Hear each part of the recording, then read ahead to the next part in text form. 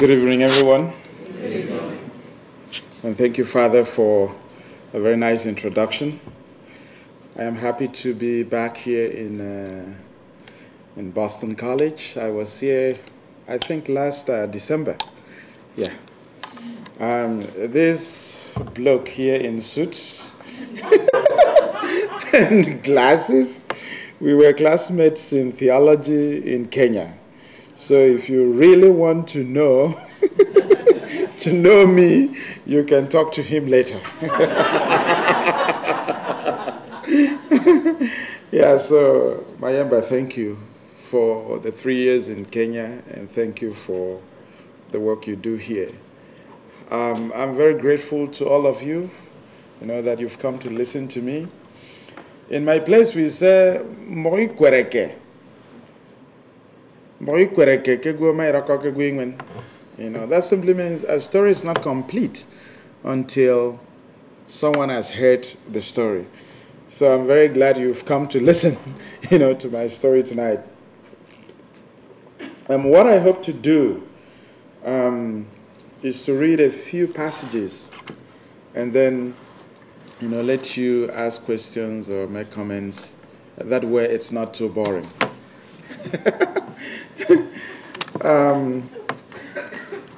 My first passage comes from the long story, Luxurious Houses. Luxurious Houses is set in Nigeria. In this story, I tried to dramatize the Christian-Muslim, northern-southern conflict. And the protagonist here is Jubril. He was baptized as Gabriel in the south. The mother took him as a young boy to the north, and he started attending the mosque. And the name flipped to Jubril. They mean the same thing. He was so committed to Islam that he was ready to sacrifice his first brother, who refused to convert to Islam, or had converted, but over time he felt he needed to go back to Christianity. So visited south and got back to his Christian roots, came back to the north and tried to proselytize. And as it is in many of these Muslim countries, that's a no-no. Your family will finish you off for the sake of their pride and honor. So while Jubril did not actually stone the brother, he was okay with it taking place. And he did this because he really believed in Islam, that this is the way things were. He went a bit further than that, and when he stole something, they cut off his arm. He could have run to the common law court to protest. He did not. He accepted it as an element of his faith and allowed them to cut his right arm for stealing, I think, a goat. I've forgotten the story in here. And then one day there was a religious crisis up north, and his friends, fellow Muslims, turned against him. And they began to say he was a Christian. He wasn't a Muslim. He was a Christian. And he tried to say, I'm not. And they said, well, you were baptized once. And when these conflicts begin, it can consume anybody, So they wanted to kill him, but the real reason they wanted to deal with him was because one of the friends was owing him some money. And he tried to get him to say you don't want the money anymore. And the guy said, no, you'll give me my money. So they pursued him, and he ran. So there's stories about him running south.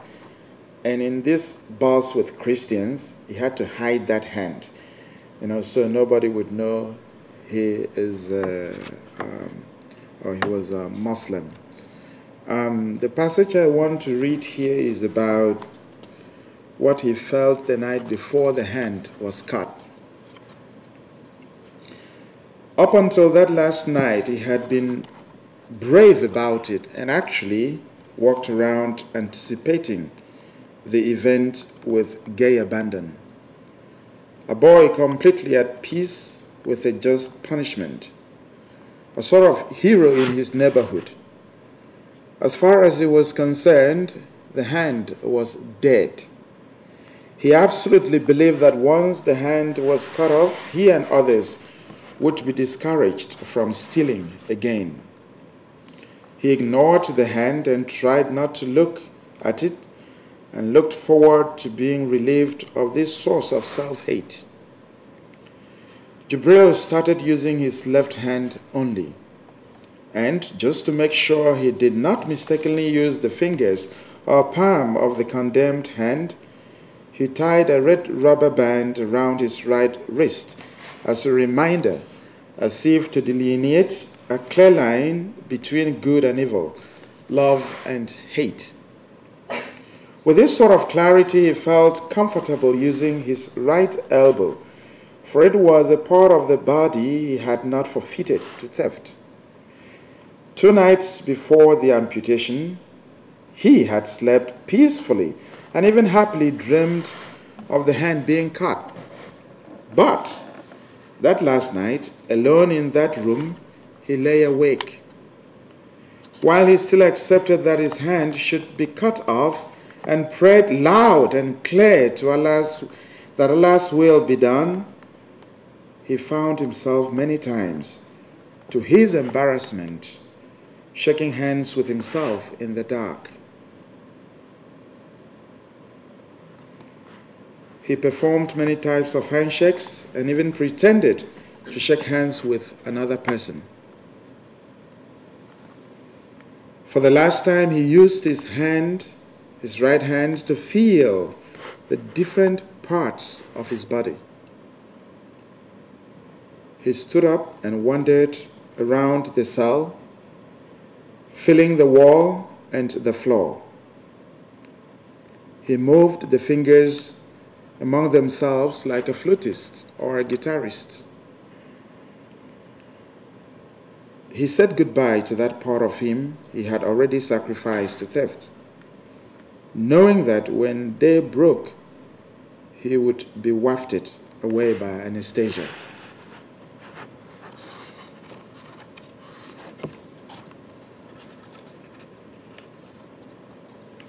The second reading is from the story of my parents' bedroom. It's set in Rwanda during the genocide. And the narrator is this 9.5-year-old girl who is trying to make sense of what is happening in her country.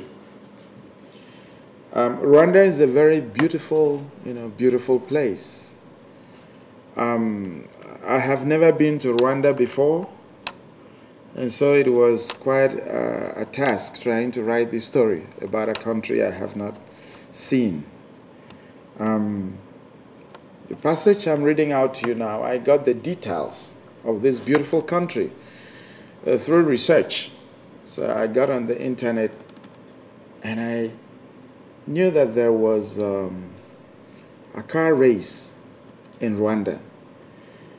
And they showed it on TV around 3 in the morning. So I watched. That way I was able to see what Rwanda looks like. So these days when the Rwandese say, "You really got our country down right," I said, "Thank you very much." Thank you very much. It took me 5 years to publish the story because a very traumatic thing for Rwanda. I wasn't sure I had gotten the details down right, and I was reluctant. And after a while, I actually talked to one of the Rwandese Jesuits here. Elise, yeah, is still around? Yes. Yeah. He helped me with translating some of the dialogue into Kenya-Rwanda, the language. So this is how I do my research. Any place in the world I can get help, I will. So let me just give you a taste of this beautiful country before we see perhaps the kinds of things that happened. When I was younger, I used to ride into the hills on Papa's wide shoulders. We were always visiting Maman's family's place in the next valley. Papa told me that when he first met Maman, she was my age, and they played together in these hills. They went to the same primary school and university. In the hills, you can see the clouds moving away like incense in a church. Our country is full of winds, and in the hills, they blow at your eyes until tears stain your cheeks. They suck through the valleys like hungry cows. The birds rise and tumble and swing, their voices mixing with the winds. When Papa laughs his jolly, jolly laugh, the winds carry his voice too. From the top of the hills, you can see that the earth is red. You can see stands of banana and plantain trees, their middle leaves rolled up like yellow-green swords slicing the wind. You can see fields of coffee with farmers wading through them, piggybacking their baskets. When you climb the hills in the dry season, your feet are powdered with dust. When it rains, the red earth runs like blood under a green skin. There are tendrils everywhere, and insects come out of the soil. I walk tall and proud in our neighborhood. The bullies all know that Papa will attack anyone who messes with me. Even when he is drunk on banana beer, my tears sober him. Sometimes he even goes after Maman for making his girl sad. He scolds his relatives when they say that it's risky, that I look so much like my mother. Papa likes to tell me that he wanted to go against these people and wed my mother in our church when I was born, even though she hadn't given him a son yet. Mama wouldn't hear of it, he says. She wanted to give him a male child before they had the sacrament of matrimony. Papa tells me everything. My mother's love for me is different. Sometimes she looks at me and becomes sad. She never likes going out in public with me as she does with Jean. She is always tense, as if a lion will leap out and eat us. Mama, I'll always be beautiful, I told her one day, as Papa was driving us home from a lakeside picnic. My mother was in the passenger seat, Jean on her lap. I was in the back. You could be beautiful in other ways, my daughter, she said. Leave that girl alone, Papa told her. I don't understand, I said. You will when you grow up, she said.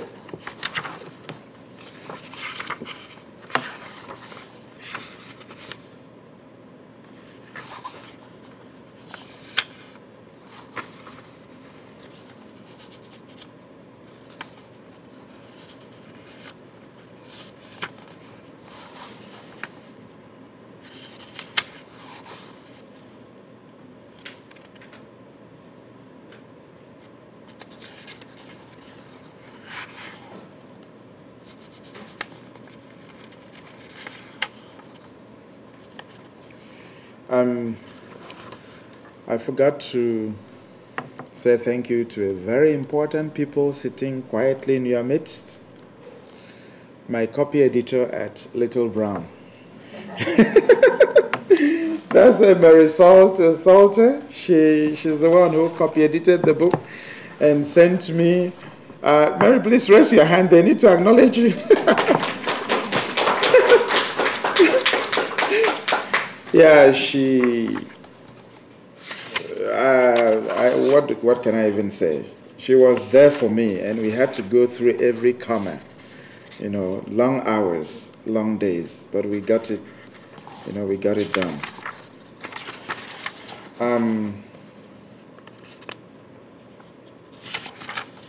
All right.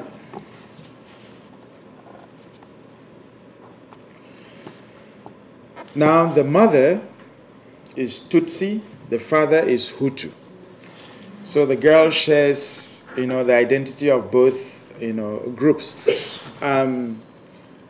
in a place like Nigeria and most places in Africa, when you say you're from one tribe or ethnic group, you have an ancestral land. In other words, if something happens in Nigeria, I can run back to, the land of my forefathers, Anang land. Okay, if something happens in Nigeria, the Hausas can retreat north to their place. The Yorubas have their place, and all the tribes. You couldn't talk of being from a tribe without land. Okay, now in Rwanda it's a bit different. They all live together. These two groups. They speak the same language. So the concept of tribe and ethnicity is complex in Rwanda. That's why when this crisis happened, it was neighbors killing neighbors. And escape was very difficult. Coming together to defend was very difficult. My mother runs into her bedroom. 4 men are restraining Uncle Andre, who still wants to kill us all. Why does Uncle Andre want to kill them all? Because the father of this girl had gone first with Uncle Andre and they had killed the wife. Now, the father of this girl has run away and Andre has come to the house now, very bitter. He also wants the wife of his brother to be killed, but the wife is nowhere to be found. So they went away the first time, now they've come back, and this is the deciding moment. 4 men are restraining Uncle Andre, who still wants to kill us all. I run to my mother and sit with her on the bed. Soon the mob enters the room too, bringing Papa. They give Papa a big knife, a machete. He begins to tremble, his eyes blinking. A man tears me away from my mother and pushes me towards Jean, who is in the corner. Papa is standing before my mother, his fingers on the knife's handle.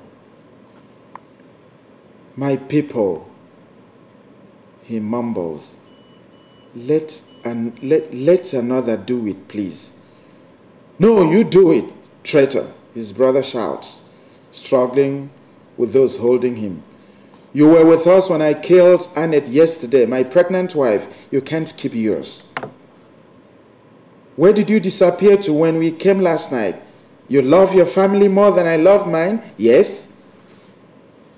If we kill your wife for you, the wizard says, our grand uncle, we must kill you and your children too. He thoughts the stick. Otherwise, after cleansing our land of Tutsi nuisance, your children will come after us. We must remain one. Nothing shall dilute our blood, not God, not marriage. Uncle Andre shouts, Shenge, how many Tutsis has Papa hidden? My husband, be a man. My mother interrupts, looking down. Shenge, answer, someone yells.